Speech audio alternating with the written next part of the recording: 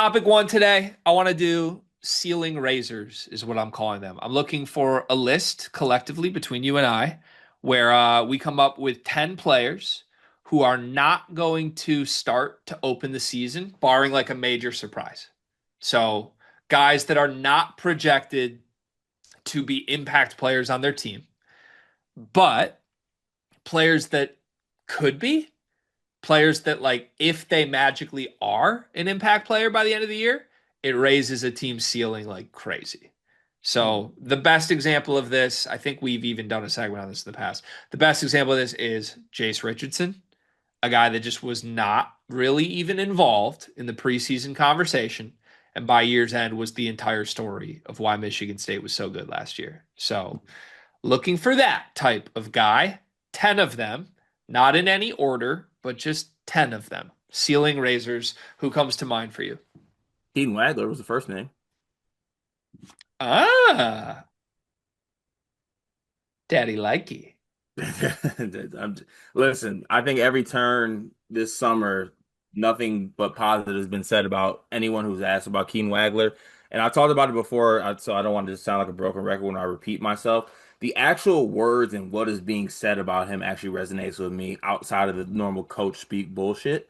To where I think that what he can do is a ceiling raiser to this Illinois team because I do think too that like he is a different type of like kind of wing level prospect than they have on this team. Like he's a guy that can be a little bit. I think Brad even like called him a Will Riley type of player. Like he talked about his playmaking specifically. That's something that I don't think any other wing guards on this team necessarily have. Yep, I'm in. So I think that's a great first name on our list, and they're not in any order, but if they were in order, I'd be perfectly okay with that being number one.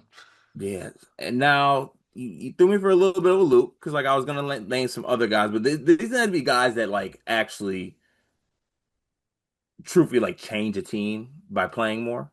Yeah, I think so. Like not guys that are projected to be in the mix and maybe they'll be pretty good. Like just as an example, I would not accept CJ Cox for this because I think he's in the mix to start and is going to play a big role no matter what. Would you accept Staten?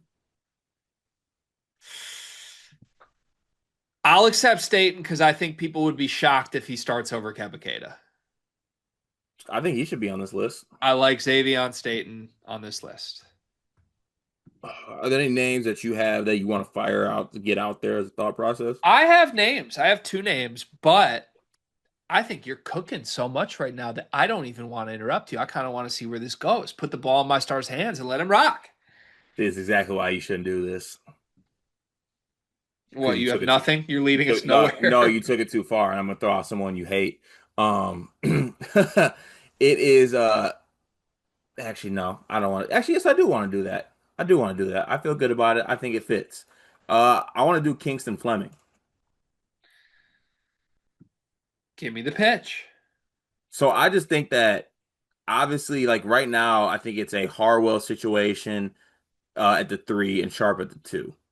Tugler right now is supposed to be at the four. He's got like some, I think he had off-season surgery, something like that. I feel like there's a world where they go a little bit smaller, perhaps, with Sanak at center, Harwell at the four, possibly, and then you slide Fleming into there. And I think Fleming's been getting some pretty rave reviews from Sampson and crew, where I think he might be a little bit more impactful as like the first guard off the bench. Okay. I'm sold. I like Kingston Flemings on this list. So we have Wagler, Staten, and Kingston Flemings thus far. Hmm. Who else? Who else could make themselves? Were you gonna put a Trey McKinney out here for this? Of Trey McKenney was one of my names that I had. Correct. Do you mind if I give the pitch for Trey McKenney? course you can. So I haven't said this on the channel. It's a relatively new development in the last week. I haven't even talked to you offline about it because I don't want to overread off-season stuff. But this is confirmed by a couple sources that I do trust with Michigan from time to time. There is a metric that Michigan basketball keeps that is player specific that basically grades you overall on your offensive value, and it is a combination of made shots, missed shots, turnovers, other things that you have that they track in practice. Trey McKenney has graded out as Michigan's best offensive player, and it's not particularly close all summer. Now, I don't know what to do with that. I don't think Trey McKenney is starting day one. And I think this could be our classic Michigan exercise of like, is that a good or a bad thing for this team? Pretty bad that Yaxel's not grading out that good, in my opinion. But I do think there's a world here that McKenney is just a different level shooter and shot creator than every other Michigan wing. And if that happens, you're probably trying to play him a lot on the ball and rearranging like Cano and Kaysen in a way that fits McKenney. So I don't know what you do with that, but I think there is a world he's pretty clearly Michigan's best guard by season end, and it totally changes the identity of the team from what we're thinking. I'm fine with that. Also, look forward to carrying this into the year. What does that mean? Your highest graded guys coming off the bench for Namari Burnett and Roddy Gale? If it's actually substantial, it won't be long that he's coming off the bench. Okay, respect it. I don't want to do just freshmen, but like even like looking at Arizona, I feel like you've been hearing a lot of positivity about Dwayne Aristode. Like if he starts at the three, they just go all young bulls kind of like all embrace the young bulls rock lineup. Jaden Bradley, Braden Burris, Dwayne Aristode, Koa Pete, and center like Krivas or Awaka. Do you not project him in the lineup? Because I think in my head, I kind of project him in the lineup. Like I Uh, wouldn't be that surprised if he's day one the guy there. Borzello has Del Orso as a starter. Yeah, I think there's too many moving parts with Zona to put him on the list. This is the first one I'm gonna red flag from you. Damn it, I was doing so well. You still are doing well, but yeah, I think they have too many question marks on like roles for that to be a ceiling raiser. Oh, Xavier Booker. He's not projected to Yeah, if he's start not for coming me. off the bench behind that San Diego transfer, Jamerson. I think I would argue there's no ceiling to be raised from Xavier Booker. It's just a floor that could drop. I'd argue too. I want to let it be known he fits in this exercise because he's coming off the bench. I got one for you. Can I start to spit some at you? Please. Who do you project as Arkansas's one, two, and three? Oh, Malik Thomas should be in this. Acuff, Wagner, and Knox. But what if Malik Thomas is just incredible? Yeah, yeah, that'd be my Razorbacks. Yep. All right. So we're gonna put Malik Thomas on the list. I like that. I have a couple more shouts if needed, but again, Mhm. I kind of like letting you rock. Can I trust my good friend CJ Moore? I'm listening. Because I think he put Cole Rosario on this list. I was wondering if you were gonna give me a Cole Rosario. He was at the bottom of my list. I'd be okay with that. But I also Yeah, don't want this to feel like we're I just feel like it. aggregating CJ Moore. Yeah. Um. Yeah. Yeah. Do you buy the Cole Rosario stuff? Like, what's the pitch for Cole Rosario?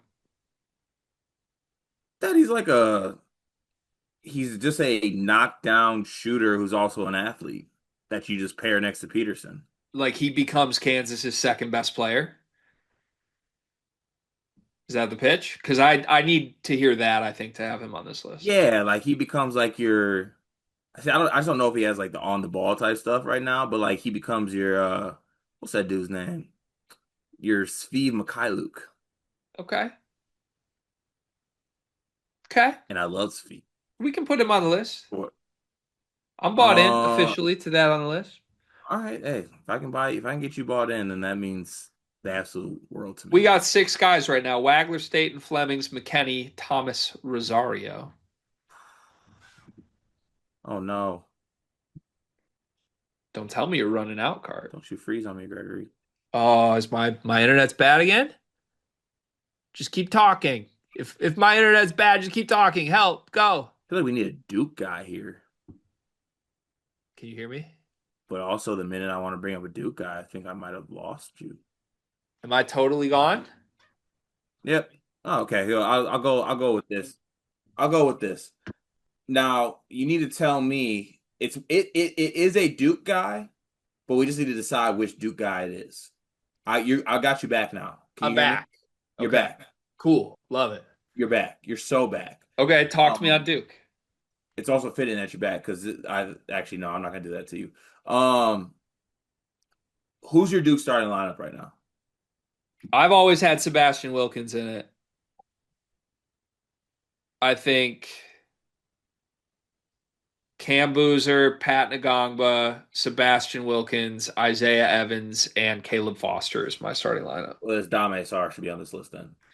Yeah, but he might start. It's like Arizona. There's too many good players. What about Kamenia? He's in the mix too. Like it wouldn't stun us if any of those guys start. Mm. See, Yeah, I we hate we that got to this is pick someone who's like legit off the radar right now. yeah. I kind of hate that this is like a starting exercise because I would love to put like Lawan Watts in here. Is a North Carolina guy here? Like the pitch would be it's one of the freshman guards and they're way better than Kai and Evans That'd probably be Dennis in this case, right? Isaiah Dennis or Derek Dixon. or I Derek don't have Dixon. much to distinguish between the two. Maybe Riley does. Ooh. Is there a Kentucky guy? Like, is Jasper? Could Jasper be in here?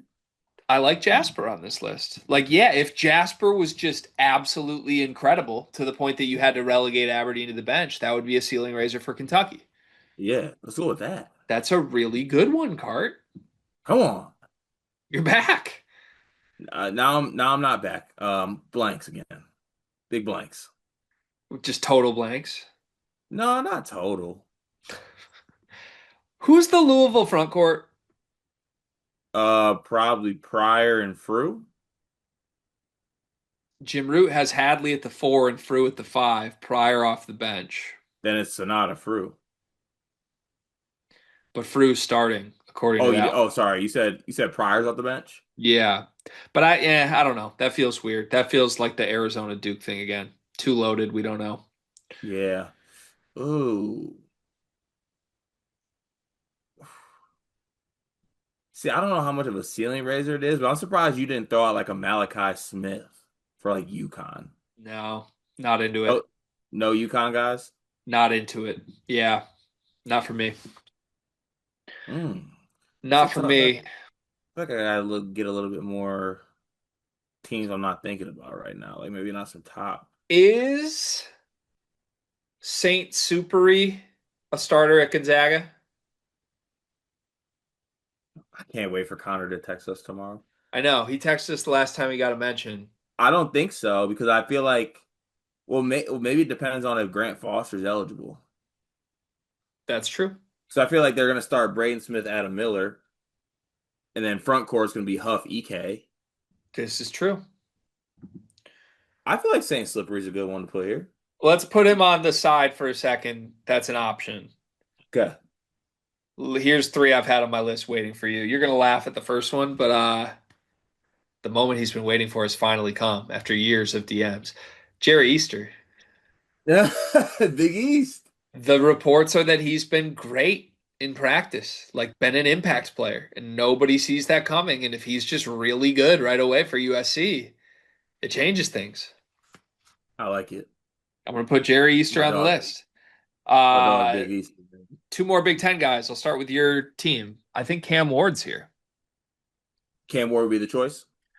I think Cam Ward is very clearly not in the lineup on day one. And if Cam Ward was so good that he needed to be in the lineup and you're moving guys around, that would be huge for a team that I think lacks like a true guy right now. There's a world where that happens. Okay, I like that. I like Cam Ward. All right. And then we still have St. Superi if we want. I put Trent Perry here UCLA. because Dent and Sky are going to start. We know what those guys Mm, are. I think you I got like Eric this pick. Daly at the 3, Billadow at the 4, and then whoever wins the 5 spot at the 5. But if Trent Perry was incredible, maybe you go small, put Billadow back at the 4, Daly at the 4, Billadow at the 5, and that would mean Perry like took a huge sophomore leap.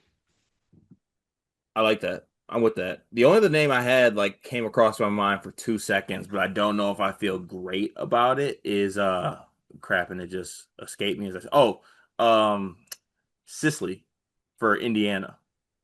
Oh yeah. He's pretty good on the Puerto Rico trip, and like they have Reed Bailey at the five. I feel like they don't really want to play Bailey Alexis if they don't have to, or like they will, but like if Sisley's a legit option at the four. That is a good shout. I kind of like that shout. I don't know how much of a ceiling raiser it is. Do you like that more than Trent Perry? I No. guess that would be I don't see a world where Sisley's like a pro ceiling Yeah. wise, No, I think I like Perry over that. Okay, so that means our top 10 ceiling raisers in no order are Keaton Wagler, Xavier Staten, Kingston Flemings, Trey McKenney, Malik Thomas, Cole Rosario, Jasper Johnson, Jerry Easter, Cam Ward, and Trent Perry.